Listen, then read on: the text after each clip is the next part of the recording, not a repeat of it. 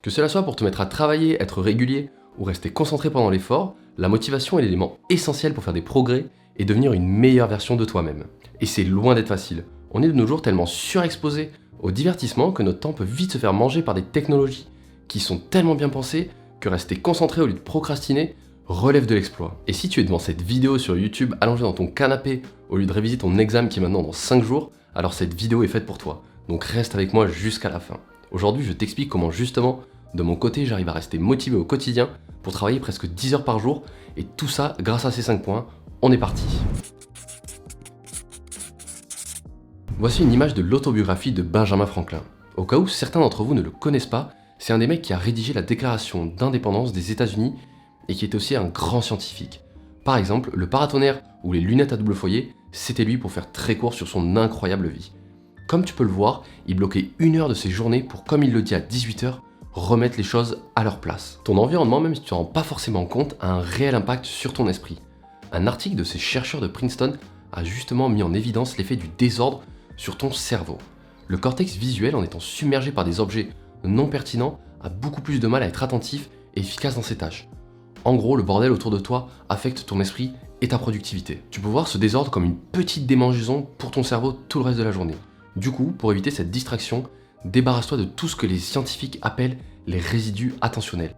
Imagine que ton cerveau, en se posant sur ton bureau plein de désordre, se retrouve dans le même état. Comment tu vas avoir les idées claires? Une fois ton appart aussi rangé qu'un temple bouddhiste, tu seras enfin dans de bonnes conditions pour te motiver à travailler et avoir l'esprit clair. Alors dans ce second point, parlons du plus grand ennemi de notre génération et de notre concentration. Tu savais qu'on passe en moyenne plus de 3 heures par jour sur nos smartphones et les applications de nos jours sont si bien pensées pour te garder un maximum de temps que tout ça s'est clairement transformé en addiction. On est constamment bombardé de plein de notifications qui nous poussent à retourner sur notre tel. Et à chaque fois que tu vas décrocher même 10 secondes de ton travail, cela va demander un effort à ton cerveau pour justement t'y remettre. Et c'est cette gymnastique d'aller-retour avec ton téléphone qui l'épuise et détruit ta concentration et ta productivité. Une solution pour décrocher dans ces moments-là, c'est de passer en silencieux pour ne plus avoir ton téléphone qui t'agrippe et qui prend ton attention. Tu pourras toujours l'utiliser, mais juste quand toi tu le décides. Et tu casses ce schéma justement où c'est le smartphone qui te contrôle. Donc coupe-moi ces notifications pendant ton sport ou pendant ton travail. Pour t'en rendre compte, fais le point sur ton emploi du temps aujourd'hui sans te mentir. Personne te juge, là t'es tout seul à regarder ma vidéo, du coup essaye de voir sur une semaine ton temps réel d'écran. Pour ça, rien de plus simple. Aujourd'hui, je pense que tous nos smartphones tracent tout ça, t'as juste à chercher dans tes réglages. Et bien sûr, ajoute-y le temps par jour sur une plateforme du style. Il faut que tu arrives à te rendre compte à quel point tu es aujourd'hui agrippé par ces plateformes de divertissement sans fin. T'es pas une exception, loin de là. Selon une étude, la génération Z, donc née après 1997, passe en moyenne 3,8 heures sur son téléphone par jour.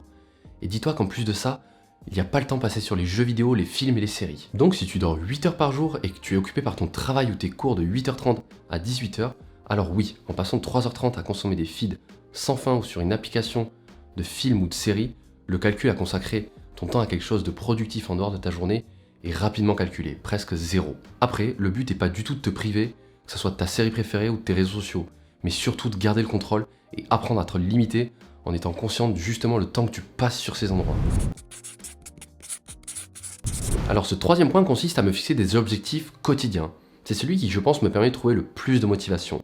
La veille ou le week-end, tu vas essayer de prévoir ce que tu vas faire les jours suivants. Il faut être un maximum réaliste pour trouver une satisfaction à terminer la liste avant de relâcher ta journée. Mais si tu es du style à trop prévoir, tu peux éventuellement utiliser cet exemple de to-do qui sépare en 3 tâches cette règle en 1, 3, 5. Le plan consiste à effectuer une grosse tâche, 3 moyennes tâches et 5 petites tâches. Quand on dit grosse, petite ou moyenne, on parle de temps. Un quatrième point est d'adapter ton programme à ta personnalité. T'as forcément entendu des gens te dire « Ah, moi je suis pas du matin ou je suis pas du soir ». L'idée est justement de caler ce que tu vas faire dans le temps en fonction de ton efficacité. Garde-toi les tâches les plus compliquées et qui demandent le plus de concentration dans les moments où tu es le plus productif. Par exemple, moi de mon côté, je suis plutôt du matin.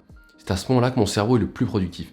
Du coup, j'essaye de faire un maximum les tâches qui me demandent le plus de concentration sur ce moment-là et faire les trucs les plus simples justement le soir où j'ai plus de mal à me concentrer. Donc vraiment, fais ce qui te demande le plus d'efforts quand tu te sens le mieux. Ça t'évitera d'abandonner tes tâches en plein milieu ou de les bâcler. Dans le même esprit que la to-do du point 3, tu peux clasher tes tâches en différentes parties avec un autre type de to-do list qui justement lui va diviser tes tâches quotidiennes suivant l'énergie qu'elles demandent. Ça va t'aider la veille à savoir quoi faire et quand le lendemain. Imaginons que tu as un chapitre hyper important à réviser, mais qu'en regardant ma vidéo, t'es un peu comme Tom actuellement. Juste le fait de te dire que tu vas devoir passer des heures à bosser, c'est horrible pour ton cerveau. Il doit d'un coup prendre la décision de s'y mettre au lieu de rester allongé et procrastiner. Une façon de contourner ce problème est de simplement te convaincre de démarrer et de dire que ce chapitre va prendre pas plus de 10 minutes. Une fois dans l'action, tu te rends compte que c'est pas si terrible que ça et t'es finalement lancé pour travailler le temps qu'il faudra. On connaît tous cette sensation, surtout dans le sport, quand tu trouves ça horrible de t'y mettre, mais une fois terminé, t'es tellement content d'avoir démarré.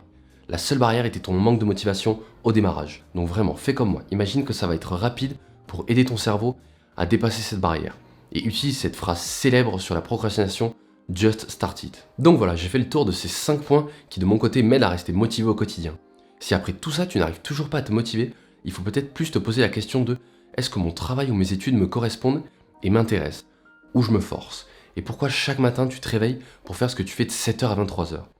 Après, notamment si tu es étudiant, essaye de penser à long terme et de prendre un peu de distance, car même si cette matière aujourd'hui ne te plaît pas, elle te permettra peut-être d'exercer le métier de tes rêves ou de te réorienter un jour. Si tu as des questions que tu vas voir plus en détail sur un de ces points, n'hésite pas à m'écrire en commentaire, j'y répondrai avec plaisir. Si tu veux soutenir ma chaîne, pense à aimer la vidéo, commenter et t'abonner. Merci encore de m'avoir écouté jusqu'à la fin, et comme d'habitude, fais attention à toi, fais attention à tes proches, et motive-toi dès demain pour devenir une meilleure version de toi-même. C'était Elias, ciao!